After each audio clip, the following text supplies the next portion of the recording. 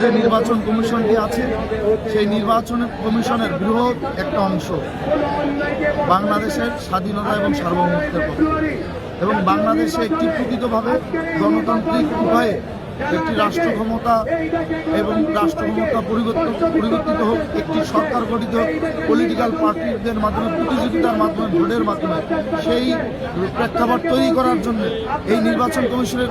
বড় অংশটা খুব মনে প্রাণের চেষ্টা করছে, আপ্রাণ চেষ্টা করছে। কিন্তু কিছু বিপদগামী কর্মকর্তা কর্মচারী নির্বাচনকে বিতর্কিত করার জন্য এই যে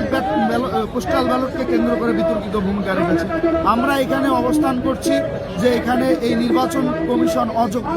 বা নির্বাচন কমিশনের যোগ্যতা নাই এই হিসাবে না, আমরা নির্বাচন কমিশনকে সহযোগিতা করার জন্য,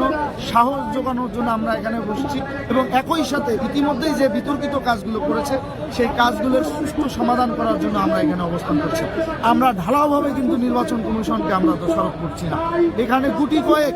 বিপদগামী নির্বাচন কমিশন নির্বাচনকে বিপদগামী করার জন্য, প্রশ্নবিদ্ধ করার জন্য বা একটি বিশেষ গোষ্ঠীকে সুবিধা দেওয়ার জন্য তারা কাজ করছে এবং বৃহত্তর অংশকে আমরা আশ্বাস দিতে চাই মবের রাজনীতি, মব কালচার ইতি হয়ে গেছে। এখনকার পর থেকে 12ই ফেব্রুয়ারি নির্বাচনকে কেন্দ্র করে কোনো বিশেষ গোষ্ঠী যদি মব করতে চায় অবশ্যই বাংলাদেশ জাতীয়তাবাদী ছাত্র দল সেটা শক্ত